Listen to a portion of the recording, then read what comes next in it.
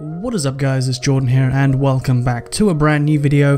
Today we're going to be talking about the player count in Rainbow Six Siege and how well the game is doing, because a lot of you are probably very interested in the life of Siege and knowing that all that time you're putting into it is not going to be for nothing and the game's not going to disappear. So I'm going to be going through everything about the player count and the future of Siege in this video.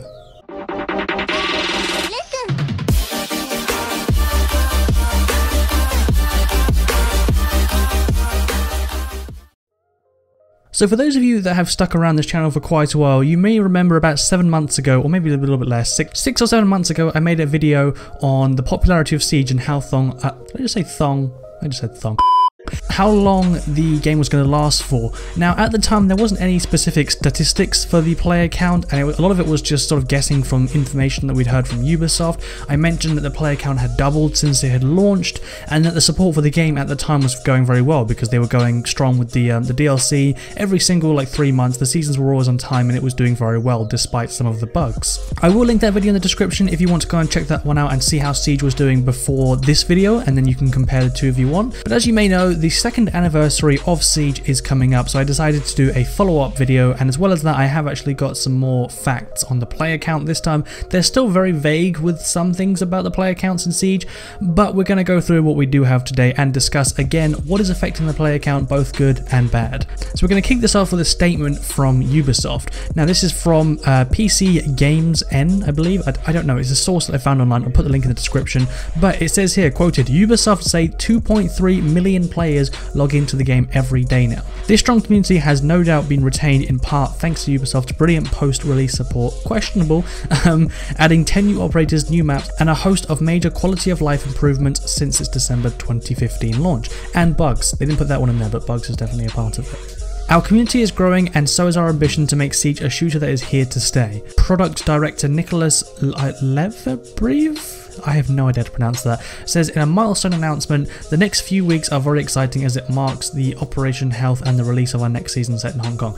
So this statement was from about a month ago actually, or a couple of weeks ago. So from that statement you can tell that Siege is doing pretty damn well for itself. 2.3 million players logging into it every day is a very, very healthy player base. Many games don't reach anywhere close to that these days, and as well as that, many games don't receive support for so long. This game is now nearly 2 years old, which in terms of the life of games that come out nowadays, that's very good, to be honest. Even though that Ubisoft is questionable with some of their patches and some of the issues they have, that is still very good and a long time to support a game, and a very long time for a game to still be growing healthily in its player count. So to further solidify the fact that this game is a huge success for Ubisoft, we can also now see that Ubisoft are kind of trying to get themselves another Siege. They clearly want another game like Siege that is growing alongside it, and they've tried it with 2 games I can think of off the top of my head. One was a huge failure, For Honor. They tried to do the same thing with new characters being released, new maps, literally the same DLC plan as Siege, but I haven't played For Honor that much, and I'm pretty sure there's a whole video's worth of things that are wrong with that game, but long story short, a great game with potential that failed miserably. More recently, however, they're clearly trying to do the same thing with Ghost Recon Wildlands by introducing the Ghost War PvP mode, in which they claim to be releasing new classes, new maps, and new game modes, because we both know that when Ubisoft says new game modes, they always deliver. That was definitely not a Siege reference. But anyway, it's clear that Siege has been such a success for them that they want to try and recreate the success of Siege with another game, and to be honest, I'm not sure how well that's going to happen, because I mean, it's very rare to have a game succeed this well, let alone 2, unless you're called Blizzard, in which case you just have a habit of making games that succeed all the time. But that little fact there does confirm that we are definitely going to have Siege for a long time, because it's just doing so well for Ubisoft. There's no way they're going to reduce support or give up on it, because they're trying to mimic it, not reduce it. Now I also mentioned that I would discuss what affects the player count. Now I've kind of gone into detail with this a little bit in the previous video, but for those of you that haven't seen it, I'll go over it again. Obviously a big factor in affecting the player count is the fact that regardless of the bugs, there is continuous support and interaction with this game. Even if it has issues, it's never just sort of left to it. Like, Ubisoft address a lot of the issues. They don't always fix them, admittedly, but they always address it. They're always rolling out patches, they're always rolling out new content and new DLC, even though we had the little break with Operation Health. But there's always that support, and when you have that kind of support for the game, news articles and companies pick up on things, and they regularly, or every now and again, will make articles about something that's changing with the game, and that brings in more people because the game is continuously in a sort of spotlight. There's always something going on with it, and when people can see that this game is now quite old and it still has this support and huge community, it draws people in. And that's the great thing about having a game that grows, is the more it grows, it's like a roll-on effect, a knock-on effect, sorry. It keeps going and going and going. And that's what we're seeing at the moment with the game. Even despite its hiccups and its, bugs and things, it's still going, and people just are liking it more and more. And more people are coming into the game, which is brilliant. And that's why they now have, I think they claimed 20 million registered users and 2.3 million active users on a day. Bear in mind that is split consoles, so don't expect to have 2.3 million people playing alongside you at a given time on a day, because that is split between 3 different consoles. Sorry, not just consoles, Xbox One, PS4 and PC. Machines, whatever you want to call it, I can't even think. Top of my head. And obviously, as well as that, there is the obvious that just the regular influx of new content keeps players engaged. It's one thing to bring players into a game, and it's another one to keep them there. Now, this kind of leads me on to one of the bad points I'll bring up in a minute, but the good point is new content keeps people excited. They announce the content about 2 or 3 weeks before it comes out, gives people that are maybe getting slightly bored of the game something to look forward to, keeps them invested, then the content comes out and it resets and the cycle continues, and that way you keep the majority of your player base interested whilst bringing in new players. Now, the bad thing of this is when you slow down that content or that scheduled content, people get angry very quickly. Now, we saw this with Operation Health. There was a very strange period for Siege when they announced that, when lots of people were very angry, and I kind of understand why people were so angry. I mean, I was disappointed. I wouldn't say angry, but I was disappointed at the time.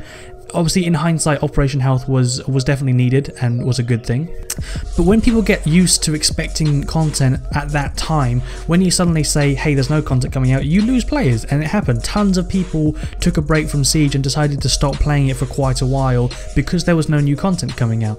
Obviously, Ubisoft would never actually announce the facts, but I can almost guarantee that that would have been the lowest point for Siege in terms of the player count.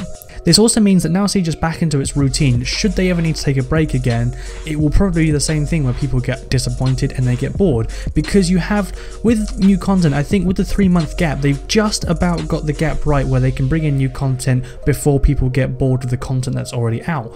So like with Operation Health, just extending that by even a month, I know Operation Health was longer, but just extending it by a little bit is long enough for people who have a shorter attention span or a shorter interest in it to lose interest and stop playing. Now that, obviously there's nothing wrong with that, that's completely fine, but Ubisoft obviously have to be careful of that, because now that they're kind of in this routine, if they mess it up, it can be quite bad for the game, and it has in the past now, as we've seen.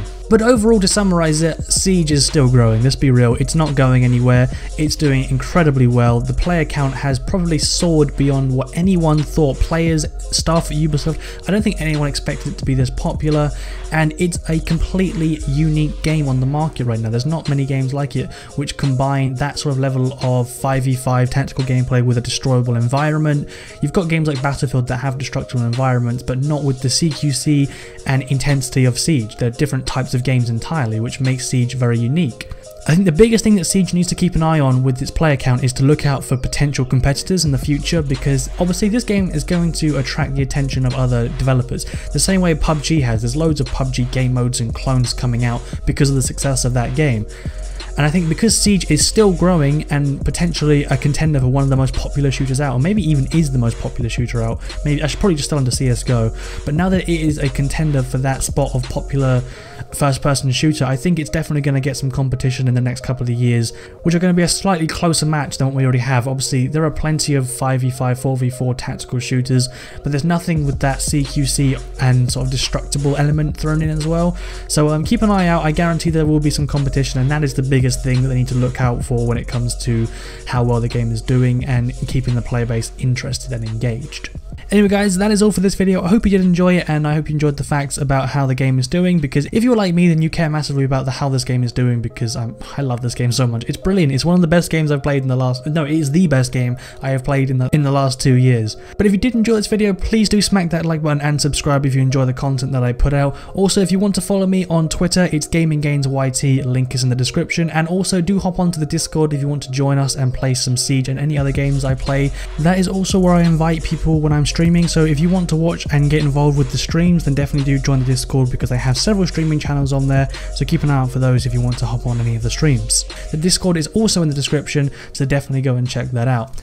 Anyway guys, I hope you do have an amazing rest of your week, because it is Monday unfortunately. We all hate Mondays, but anyway, I will see you in the next one.